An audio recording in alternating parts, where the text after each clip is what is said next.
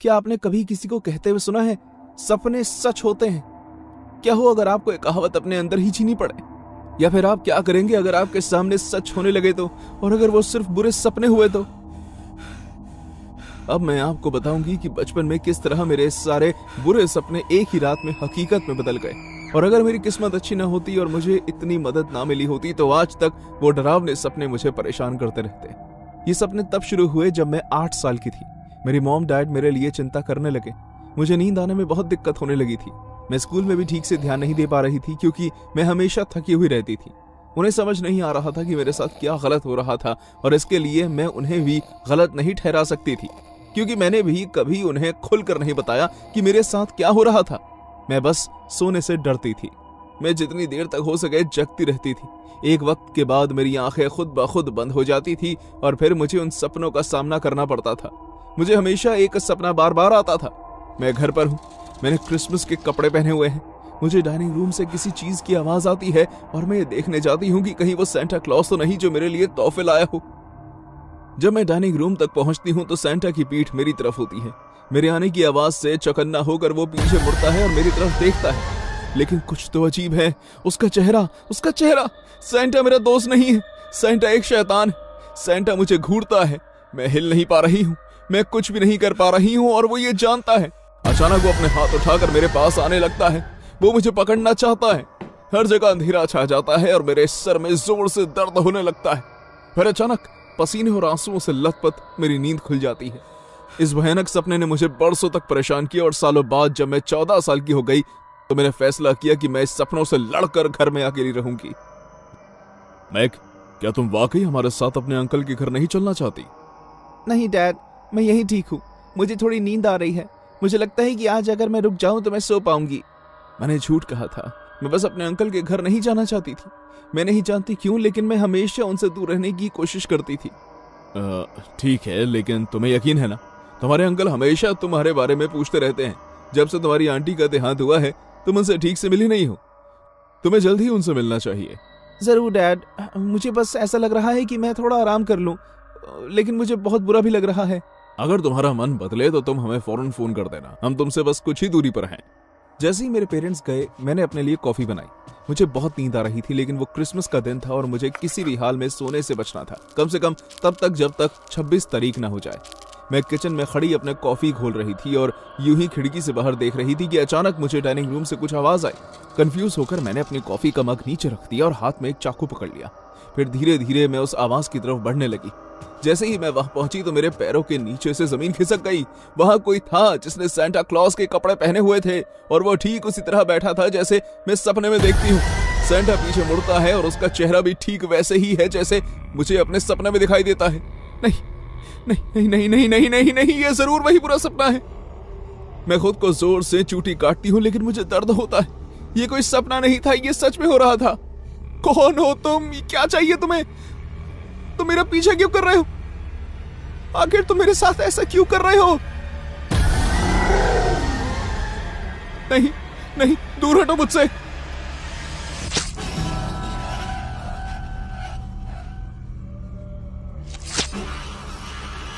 बेशक ये सब वही दोहराया जा रहा था जो मैं अपने सपनों में देखती थी, लेकिन इस बार ये हकीकत थी और मैं उसे अपने ऊपर हमला करने नहीं दे सकती थी।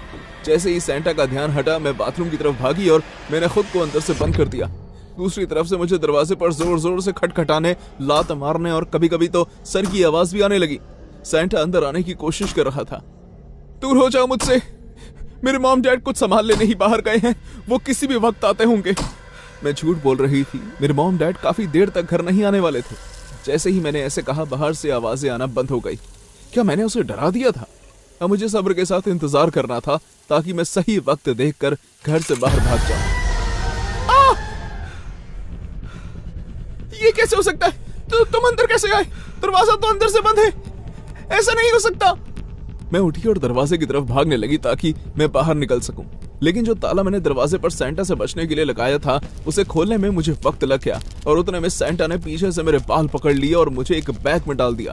उसके अंदर मैंने काफी लातें मारी और उससे बाहर निकलने की पूरी कोशिश की, लेकिन मेरा कोई भी पैंतरा काम नहीं आया। वो कोई आम बैग नहीं था। मुझे अपने ऊपर चोट महसूस होने लगी, जैसे सेंटा मुझे सीढ़ियों से घसीटता हुआ ले जा रहा हो। मैं अपनी पूरी हिम्मत जुटाकर चिल्लाती रही। मैंने अपनी आंखें बंद कर ली और मैं रोने लगी। अचानक मुझे कोई जानी पहचानी आवाज सुनाई दी। मेगन, क्या हुआ तुम्हें? मेगन, मेरी बच्ची, क्या हुआ? मैंने एक बार फिर अपनी आंखें खोली। मेरे आसपास कोई सेंटा नहीं था और न ही मैं किसी बैग में बंद थी। मेगन, क्या तुम ठीक हो? क्या तुम्हें चोट आई है? डैड, मॉम, सेंटा कहाँ है? वो मुझे सीढ़ियों से नीचे उतार रहा था। सेंटा? बेटी, तुम अकेली थी? हम दोनों ने तुम्हें खुद ब खुद सीढ़ियों से नीचे गिरते हुए देखा है। हम इसलिए वापस आए थे क्योंकि हम तुम्हारे कजिन्स के लिए तोहफे घर पर ही भूल गए थे। जब हम पहुंचे तो हमने तुम्हें अकेले सीढ़ियों से गिरते हुए देखा। यहाँ कोई नहीं है बेटा। मेगन, हम तुम्हारे मॉम डैड हैं, हम पर विश्वास करो और बताओ हमें कि क्या चल रहा है। किस्मत से मुझे गिरने की वजह से कोई चोट नहीं आई थी। मेरी मॉम ने मुझे उठने में मदद की और फिर वो मुझे किचन टेबल तक ले गई और मेरे डैड ने मेरे लिए चाय बनाई। ये बहुत ही मुश्किल था, लेकिन मैंने उन्हें सब सच बता दिया। उसके बाद मैं बहुत से साइकोलॉजिस्ट के पास गई और मैंने उन्हें अपने सपने के बारे में भी बताया। बहुत सालों और बहुत सी हिप्नोसिस थेरेपी के बाद मुझे पता चला कि जिस तरह मैं अपने पेरेंट्स से कुछ छुपा रही थी, उसी तरह मैं खुद से भी कुछ छिपा रही थी। साइकोलॉजिस्ट के सामने मुझे सेंटा का वो सपना दोबारा आया और वो कोई सपना नहीं बल्कि एक मेमोरी थी। मैं 8 साल की थी। मुझे डाइनिंग रूम से सेंटा की आवाज आई, लेकिन मैं चोरी चुपके उन्हें हमारे लिए तोहफे छोड़कर जाते हुए देखना चाहती थी। मैंने सेंटा को देखा, लेकिन जब मैंने उसका चेहरा देखा तो मुझे पता चला कि वो सेंटा नहीं था। वो सेंटा के रूप में मेरे अंकल थे और वो कोई तोहफे रखने नहीं आए थे, बल्कि वो मेरी आंटी का गला दबाकर उन्हें मार रहे थे, जो जमीन पर रो रही थी। मैं डर के मारे चिल्लाई, बिना समझे कि क्या हो रहा है। इसकी वजह से मेरे अंकल चौकन्ना हो गए और उन्होंने मुड़कर मुझे देखा। मेगन, तुम क्या कर रहे? सेंटा, तुम क्या कर रहे हो? मुझे समझ नहीं आ रहा। गुस्से में और ड्रग्स के बुरी तरह नशे में मेरे अंकल तेजी से मेरी तरफ आने लगे और बिना मेरे कुछ किए उन्होंने जोर से मुझे दीवार पर धक्का दे दिया, जिसकी वजह से मुझे जोर से सर पर चोट आई। जब उन्होंने अगले दिन मुझे उठाया तो मेरे पेरेंट्स को लगा कि मैं गिर गई हूँ और मुझे कुछ भी याद नहीं था। जब मैंने अपने पेरेंट्स से इस बारे में बात की तो वो मेरे अंकल के पास ये पूछने चले गए। बातों के बीच मेरे डैड की मेरे अंकल से लड़ाई हो गई। उस वक्त मेरे कजन्स मेरी ही उम्र के थे। वो जोर जोर से रोने लगे और हमसे मदद मांगने लगे। उन्होंने चिल्लाकर कहा कि मेरे अंकल ना सिर्फ मेरे कजन्स को मारते हैं, बल्कि उन्होंने भी अपने डैड को क्रिसमस वाले दिन उनकी मॉम का गला दबाते हुए देखा था। इस बात को 10 साल बीत गए हैं। मेरे अंकल अब जेल में हैं और मेरे कजन्स अब हमारे साथ रहते हैं। बहुत समय और थेरेपी के बाद अब मुझे सेंटा का सपना नहीं आता और अब मैं क्रिसमस का मजा लेना शुरू कर चुकी हूँ। मैंने अपना पूरा बचपन ये सोचने में बिता दिया कि किस तरह मैं अपने सपनों के शैतान को दूर कर पाऊं, जबकि हकीकत में तो ये मुझे आगाह कर रहे थे कि ये शैतान असली और जितना मुझे लगता है उससे कहीं करीब है।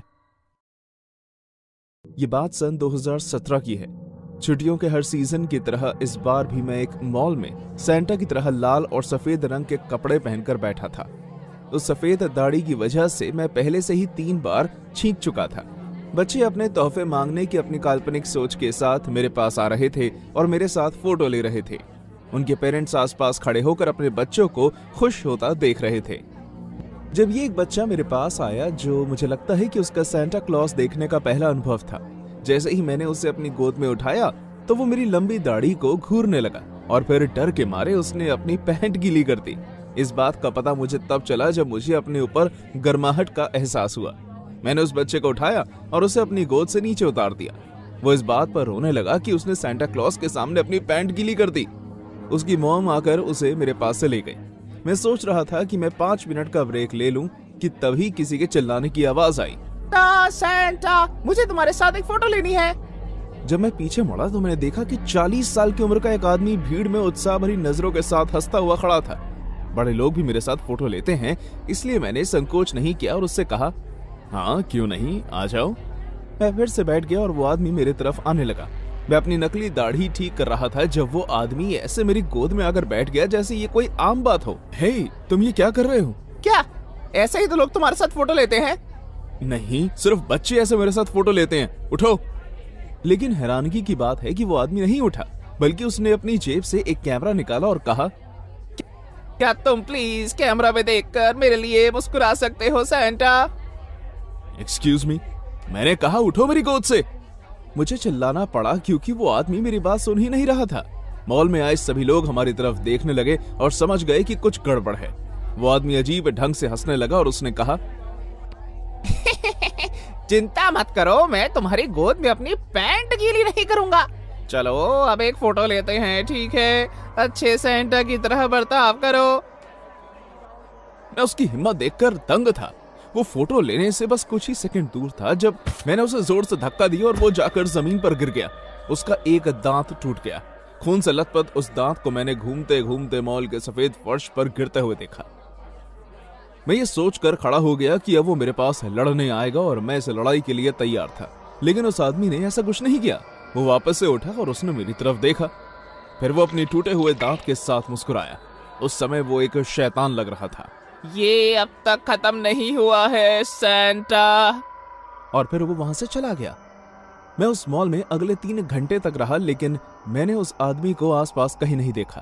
आखिरकार मेरा काम खत्म हुआ और मैंने अपने कपड़े बदले और घर की तरफ चलने लगा। मैं पास ही में रहता था, इसलिए मैंने बस का किराया बचाने का फैसला किया और घर की ओर पैदल जाने लगा। सड़कें करीब खाली हो गई थी। बर्फ की मोटी परत और ठंडी हवा की वजह से जब मैं सांस छोड़ता तो मेरे मुंह से धुंध निकलने लगी। मैं बिना किसी मुसीबत के घर पहुंच गया। जब मैं अपने घर का ताला खोल रहा था तो मुझे ऐसा लगा जैसे कोई मुझे देख रहा है। मैंने पीछे मुड़कर देखा तो सड़क के पार एक लंबी स्ट्रीट लाइट के अलावा और कुछ नहीं था। मैं काफी थक गया हूँ। मैं अंदर गया और मैंने दरवाजा बंद कर दिया। पिछली रात का बचा हुआ कुछ खाना पड़ा था। मैंने उसे गर्म करने के लिए ओवन में रखा और नहाने चला गया। Oh, jingle bells, jingle all the way. Oh, what fun it is to ride in a one-horse open sleigh. जब मैं बाथरूम से बाहर आया तो मैंने ओवन की बीप की आवाज सुनी। वाह, खाना भी तैयार है। मैंने अपने कपड़े बदले और आखिरकार गरम गरम खाना लाने किचन में चला गया। जैसे ही मैंने ओवन का ढक्कन खोला तो मैं डर के मारे चीख पड़ा। किसी ने मेरे खाने के ऊपर मरा हुआ चूहा रख दिया था और ओवन के अंदर के तापमान ने उसे उबाल कर एक गेंद जैसा बना दिया था। वो पिघलकर मेरे खाने पर फैल चुका था। Hello Santa. मैं इस आवाज को पहचान गया था। मेरे रोंगटे खड़े हो गए थे। मैं धीरे धीरे उसकी तरफ मुड़ा। ये वही पागल आदमी था जो आज मुझे मॉल में मिला था। जैसे ही हमने एक दूसरे को देखा तो वो फिर शैतानों की तरह मुस्कुराने लगा। मैं खुद को घर का मुख्य दरवाजा बंद ना करने के लिए कोसने लगा। क्या तुम्हें मेरी याद आई? क्योंकि मैं बता सकता हूँ कि तुम्हें आई। मुझे भी तुम्हारी बहुत याद आई सेंटा। मुझे अपनी गोद में लो ना प्लीज। ऐसा कहते हुए वो नाचने लगा और वहीं गाना गाने लगा जो मैं नहाते हुए गा रहा था। Oh, jingle bells, jingle all the way. Oh, fun it is to ride in a one-horse open sleigh. तुम यही गाना गा रहे थे ना?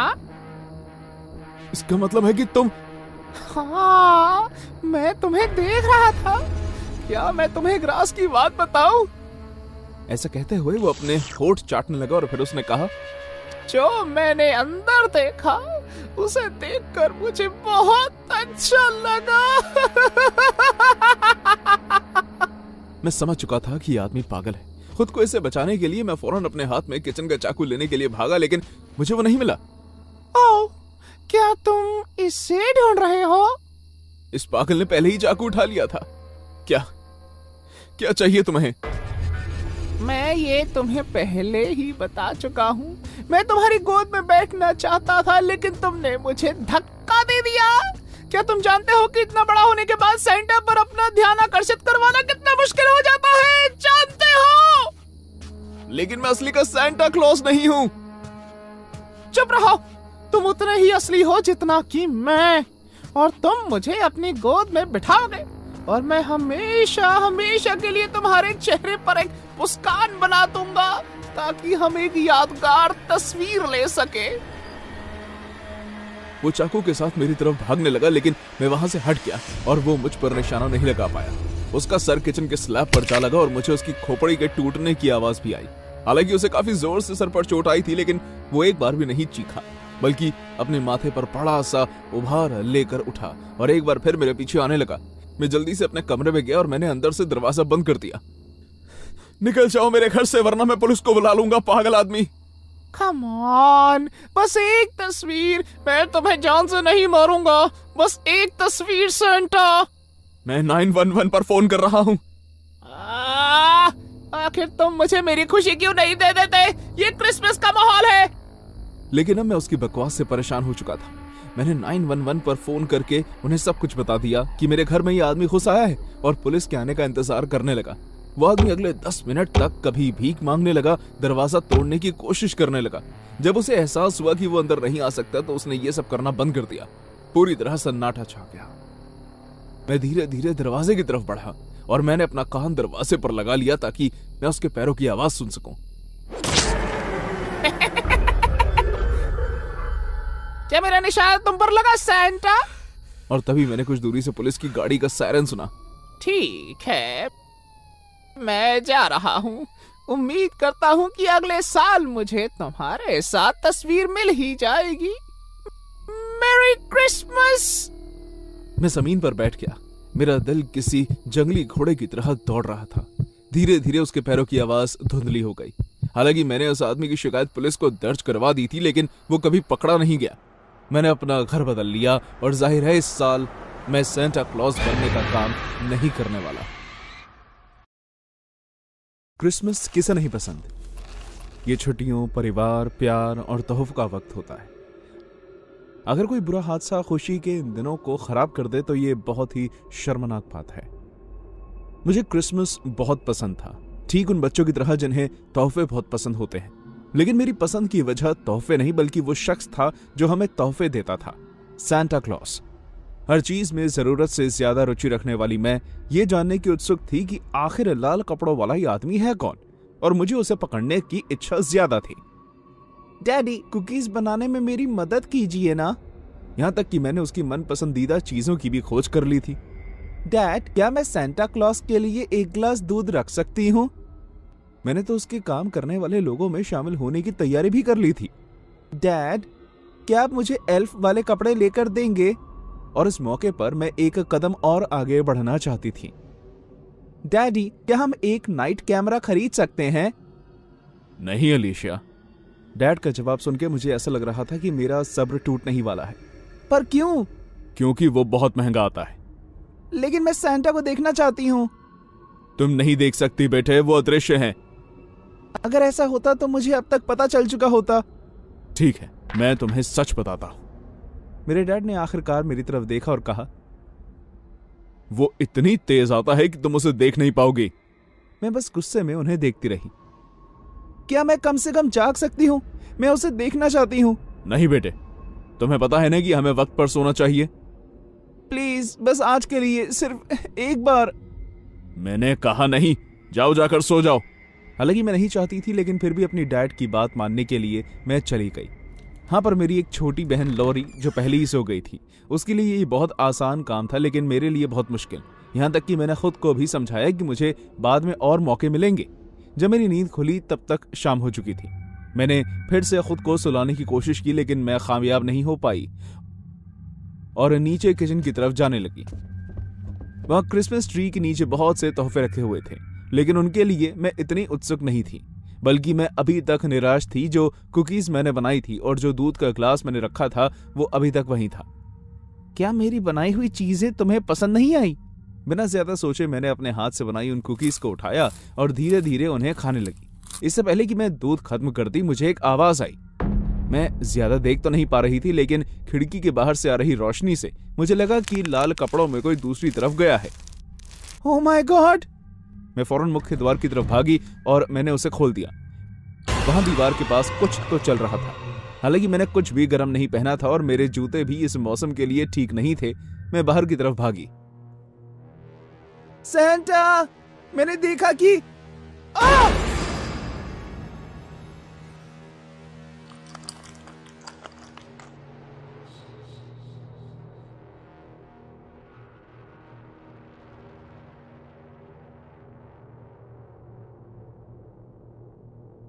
मेरे रोंगटे खड़े होने लग गए जैसे जैसे वक्त बीतता गया। एक चीज किसी मकड़ी की तरह मेरे पास भागती आई। वो अभी भी हिल रही। इस चीज पर टिप्पणी देना बहुत मुश्किल काम है। मैंने धीरे धीरे कोशिश की कि मैं पीछे हट जाऊं, लेकिन फिर अचानक वो मकड़ी एक जगह पर रुक गई। कुकीज! एक पल से दूसरे पल के अंदर उस मकड़ी ने अपना सर घुमा लिया। हाँ? उसकी चारों आंखें मुझे देख रही थी। खाऊंगा। इस टाइम हिलने की बजाय वो कूद कर मेरे करीब आने लगा। कुकीज खाएगा सैंटा। जब मैंने देखा कि किस तरह उसकी पहनी हुई टोपी जमीन पर गिर गई तो मैं डर के मारे जंगल की तरफ भागने लगी। एक पल के लिए तो मुझे लगा कि इस प्राणी को अपने घर से बाहर कहीं दूर लाना एक अच्छा आइडिया था, लेकिन मेरे लिए भागना बहुत ही मुश्किल हो रहा था। खाऊंगा। वो राक्षस मेरे बहुत करीब आ चुका था। जैसे ही मुझे कोई पत्थर दिखा मैंने उसे अपने हाथ में उठा लिया। मैं पीछे मुड़ी और मैंने उसी तरफ उसे फेंका। वो पत्थर सीधा जाकर उसकी टांग पर लगा जो दूसरी तरफ मुड़ गई। ऐसा लग रहा था कि उसे काफी दर्द हुआ होगा, इसलिए मैंने और ज्यादा इंतजार नहीं किया और मैं वहां से निकल गई। मैं जल्द से जल्द घर पहुंचना चाहती थी, लेकिन बाहर बहुत ठंड थी। मेरी नाक और गला दर्द करने लगा था, इसलिए मैं रुक गई और एक पेड़ के नीचे जाकर बैठ गई।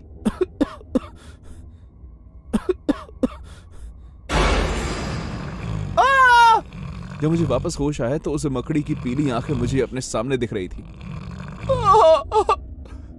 जब मैंने उठने की कोशिश की तो उसकी टांगे या फिर मैं कहूं हाथ मुझे रोके हुए थे, सिवाय उसकी टांगे जिस पर मैंने पत्थर फेंक कर मारा था। अच्छी खुशबू कुकीज जैसी। आंखों में आंसू भरे मैं खुद को संभाल नहीं पाई और चिल्ला पड़ी। जाने दो मुझे, मैं एक लड़की हूं, कोई कुकी नहीं। मैं अंतर नहीं बता सकता। अगर तुम कुकीज खाए हो तो वो भी वो वाली जो मेरी थी। वो तुम्हारे लिए नहीं थी, वो सैंटा क्लॉज के लिए थी और उसे वो नहीं चाहिए थी। लेकिन अब मुझे चाहिए कुकीज। उस पल मुझे एहसास हुआ कि जिसे मैं इतने वक्त से ढूंढ रही थी वो मेरे सामने था। लेकिन तुम एक राक्षस क्यों हो? तुम हमेशा कुछ अलग ही उम्मीद लगाते हो। एक इंसान वो नहीं कर सकता जो मैं कर सकता हूं। अचानक वो अपना मुंह मेरे दाएं हाथ की तरफ लाने लगा। तुम एक बच्चे को नुकसान नहीं पहुंचा सकते, लेकिन तुमने मुझे नुकसान पहुंचाया है। मैंने तुम्हें। उसकी मुड़ी हुई टांग से हरे रंग का पानी भी निकल रहा था। अब मुझे कुकीज चाहिए। कुकीज से मैं ठीक होता हूं। रुको, मैं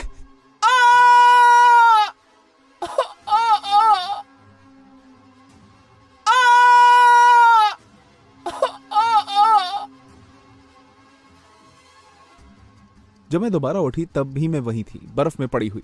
मेरी बाजू सूजी हुई थी और मैं ठंडी पड़ चुकी थी। मैं नहीं जानती थी कि कितना समय बीत चुका था, लेकिन आखिरकार मेरे डैड ने मुझे ढूंढ लिया था।